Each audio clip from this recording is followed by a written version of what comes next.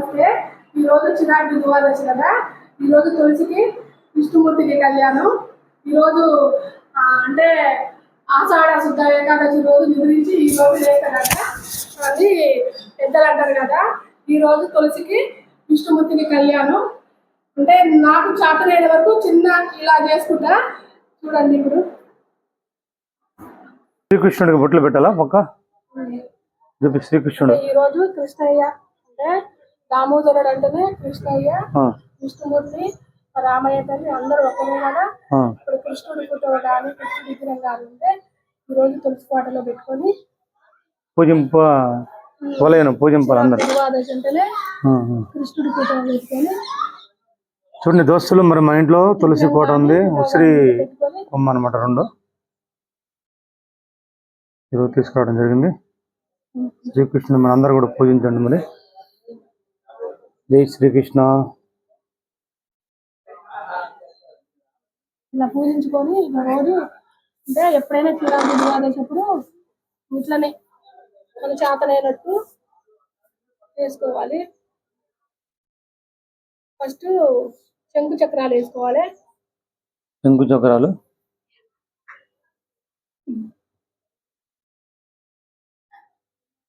దోస్తులు, మీ ఇంట్లో కూడా ఇట్లా చేసుకుంటాం మంచిగా. ప్రతి ఒక్కరు మరి ఇట్లా చేసుకుంటే మంచిగా ఆనందంగా ఉంటుంది. ఆ దేవుని ఆశీస్సులు ఉంటాయి అనమాట. శంకు చక్రాల ముగ్గేస్తుంది మా పాప.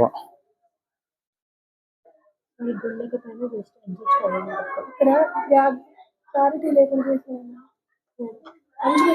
పెద్దగా చేస్తే బాగుంటుంది.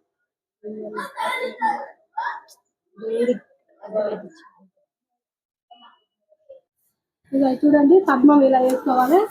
పద్మం, శంకు, చక్రం, ఈ వెంకటేశ్వర నామం వేసుకోవాలి.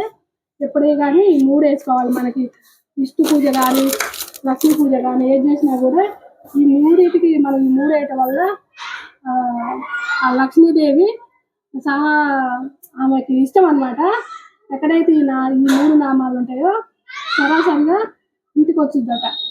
పెద్దవాళ్ళు చెప్తారు కదా, నాకు అందరికీ తెలుసు. పద్మంలో కూడా లక్ష్మీదేవి ఉంటుంది. ఓకే, గోవిందనామాలు. ఇదో ఇలా తోలపాకులు ఇలా పెట్టుకొని ఉసిరికాయలు కానీ మన దగ్గర ఏముంటుంది. ఎప్పుడైనా తోలపాకు కాడలు తీసేయాలి. కాడలు తీసేసి ఇది ఉంది కదా, ఇది దేవుడి వైపు పెట్టుకోవాలి. ఈ విధంగా పసుపు గణపైన మనం తయారు చేసుకోవాలి మన ఇంట్లో. ముందు గణపతికి ఏ దేవుడికి ముందు ఏ వ్రతాలు చేసినా ఏ ఫంక్షన్ చేసినా కూడా మనం ముందుగా గణపతిని ఇప్పుడు కొమ్మొత్తులు ఉంటాయి కదా, అవి ఉసిరికాయల మీద పెట్టుకోవాలి. అలా కొమ్మొత్తులు ఇక్కడ ఈ ప్రమిదలలో నూనె పోసి మామూలుగా ఒత్తులు వేసి వెలిగించుకోవాలి. ఎందుకంటే ఈ ఉడతలకి అలా గంధము బొట్టు పెట్టుకోవాలి ముందు. ఎప్పుడైనా మనం ఏ దీపం వెలిగిస్తున్నా కూడా ప్రమిదలకి గంధం అంటే తులసి కళ్యాణానికి ముందుగా ఇంట్లో పూజ చేసుకోవాలి. ఇంట్లో దీపం పెట్టుకున్న తర్వాత తులసి కళ్యాణం చేసుకోవాలండి. ఇంట్లో దీపం పెట్టకుంటే తులసి కళ్యాణం దగ్గర పోకూడదు.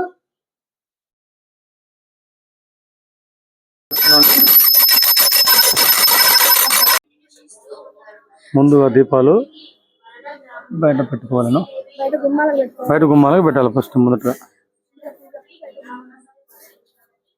ప్రసాదానికి ఆవు పాలు, తేనె. ఎందుకంటే ఈరోజు నిద్ర నుంచి లేస్తాడు కాబట్టి విష్ణుమూర్తి దామోదరుడు ఈ పాలు తేనె కలిపిస్తే చాలా సంతోషంగా స్వీకరిస్తాడట. సంకల్పం చేసుకుని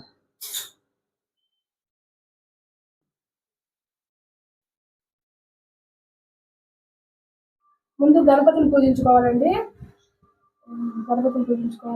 గణపతికి అష్టోత్తర శతనామాలు చదువుకున్న తర్వాత తులసి పూజ తర్వాత చేసుకున్నాం. తులసి కళ్యాణం. ఓం గజాననాయ నమః. ఓం గజాననాయ నమః. ఓం గణాధ్యక్షాయ నమః. ఓం విఘ్నరాజాయ నమః. ముందుగా వినాయకుడి పూజ చేస్తారు. గణపతికి పూజ అయిపోయింది. ఇప్పుడు అమ్మవారికి అయ్యగారికి దీపం వెలిగి 9 పోగులా? 1 ఇప్పుడు 2 ఆ, 9 పోగులు 2 సంకరం కాదు, కళ్యాణం 3 ముసురు చెట్టుకి మనం 9 పోగులు దారం చుట్టి 4 అంటే మనం పెళ్లి కళ్యాణం ఎలా చేసుకుంటామో 5 మన పెళ్లికి ఎట్లనో బొమ్మ ఎట్లయితేనో దేవుడికి కూడా కళ్యాణానికి, దేవుళ్ళకైతేనో కళ్యాణం అనాలి, మనకైతేనో వివాహం అనాలట 7 మనుషులకైతే. 7 8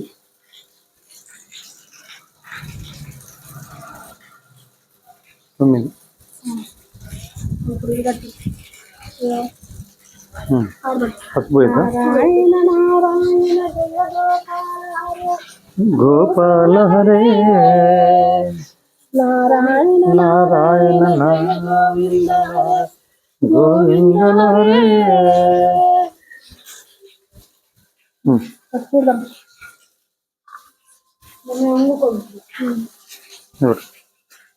చుట్టూ ఇట్లా విసుకురా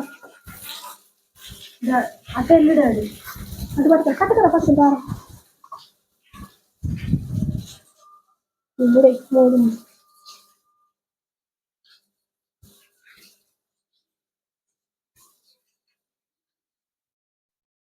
సర్వమంగళ మాంగళ్యే శివే సర్వార్థ సాధికే శరణ్యే త్ర్యంబకే దేవి నారాయణి నమస్తుతే. సర్వమంగళ మాంగళ్యే శివే సర్వార్థ సాధికే శరణ్యే త్ర్యంబకే దేవి నారాయణి నమస్తుతే.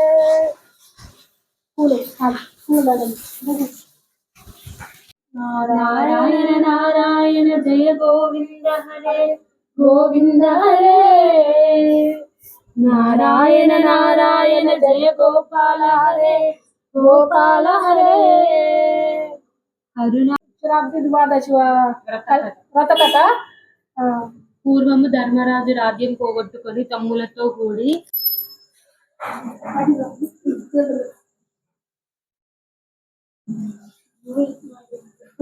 అయిపోయిందండి ఈ పూజ. ఇలా మాకు తెలిసిన వరకు ఎప్పుడైనా మాకు చేతనైనంతలో నాకు తెలిసినంత వరకు ఇలానే నేను చేసుకుంటా. ఎప్పుడైనా ప్రతి ఇయర్ నేను చేసేటప్పుడు వర్షం వస్తుంది. నేను చేసేటప్పుడు ప్రతి ఇయర్ వర్షం వస్తుంది.